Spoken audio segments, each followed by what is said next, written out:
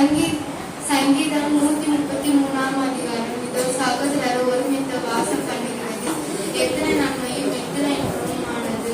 அது ஆரோனுடைய சிரசின் மேல் ஊற்றப்பட்டு அவனுடைய தாடியிலே வடிகிறது. அவனுடைய அங்கிகளின் மேலே இறங்குவதுமான நல்ல தைலமாய் இருக்கும்.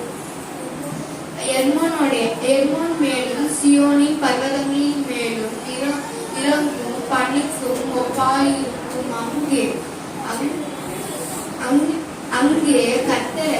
அங்கே கர்த்தரை என்றென்றைக்கும்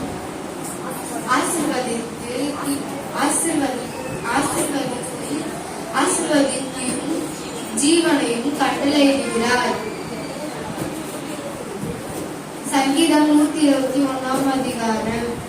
எனக்கு ஒத்தாசை வரும் பர்வதங்களுக்கு நேராக என் கண்களை ஏறெடுப்பேன். வானத்தை பூமி உண்டாக்கின கர்த்தரிடத்தில் இருந்து எனக்கு ஒத்தாசை வரும். கர்த்தர் உன் காலை கல்லாட ஒட்டார், உன் காக்கில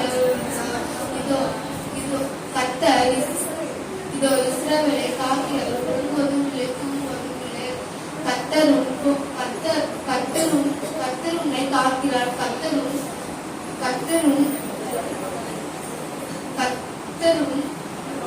கர்த்தரும் வலது பக்கத்தில் உனக்கு நிழலாய் இருக்கிறார். கர்த்தர் பகலிலே வெயிலாகிலும் இரவிலே நிழலாகிலும் உன்னை செயல்படுத்துவதில்லை. கர்த்தர் போக்கியும் பக்தியும் இது முதல் என்றென்றைக்கும் காப்பார். கர்த்தர் எல்லா தீங்கிற்கும் உன்னை விலக்கி காப்பார். அவர் ஆத்துமாவை காப்பார். கர்த்தருடைய ஆலயத்துக்கு போகும் வாருங்கள் என்று எனக்கு அவர்கள் சொன்னபோது மகிழ்ச்சியாயிருந்தேன். எருசலேமே உன் வாசல்களில் கால்கள் வெட்கலாயிற்று.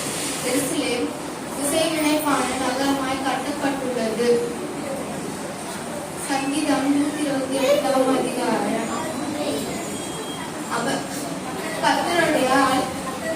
கர்த்தருக்கு பயந்தால் வழிகள் நடக்கிற எவனோ அவன் பாக்கியவன்.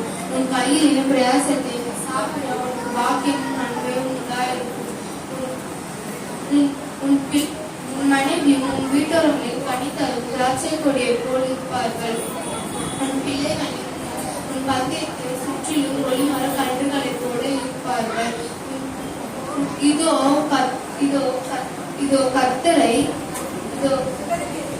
கர்த்தருக்கு பயப்படுகிற மனுஷன் எவ்விதமாய் ஆசீர்வதிக்கப்படுவான்.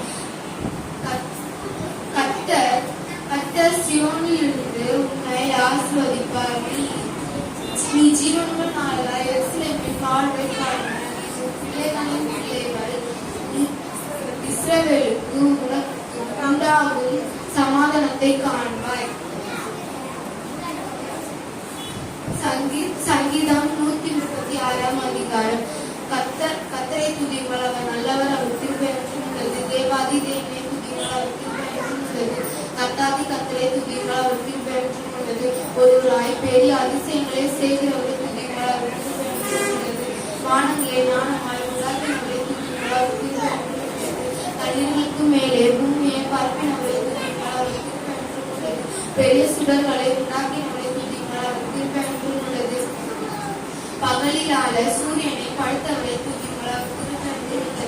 இரவிலால சந்திரனையும் நட்சத்திரனையும் படைத்தவரை துதியுங்கள், அவர் கிருபை என்றும் உள்ளது. எகிப்தினுடைய தலைச்சல்களை சங்கத்தவரை துதியுங்கள், அவர் கிருபை என்றும் உள்ளது.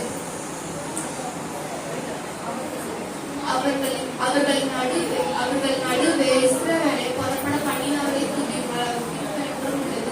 பலத்த கையினாலும் ஓங்கிய புயத்தினாலும் அதை செய்தவரை துதியுங்கள், அவர் கிருபை என்றும் உள்ளது. சிவந்த சமுத்திரத்தை இரண்டாக பிரித்தவரை துதியுங்கள், அவர் கிருபை என்றும் உள்ளது. அதன் நடுவே இஸ்ரவேலை கடந்த பண்ணினவரை துதியுங்கள், அவர் கிருபை என்றும் உள்ளது. பார்வோனையும் சேனைகளையும் சிவந்த சமுத்திரத்தை கவிழ்த்து போட பண்ணினவரை துதியுங்கள், அவர் கிருபை என்றும் உள்ளது. தம்முடைய ஜனங்களை வனாந்திரத்தை நடத்தினவரை துதியுங்கள், அவர் கிருபை என்றும் உள்ளது. பெரிய ராஜாக்களை அழித்தவரை துதியுங்கள், அவர் கிருபை என்றும் உள்ளது. பிரபலமான ராஜாக்களை அழித்தவரை துதியுங்கள், பெரிய ராஜாக்களை சங்கத்தவரை துதியுங்கள், அவர் கிருபை என்றும் உள்ளது. பிரபலமான ராஜாக்களை அழித்தவரை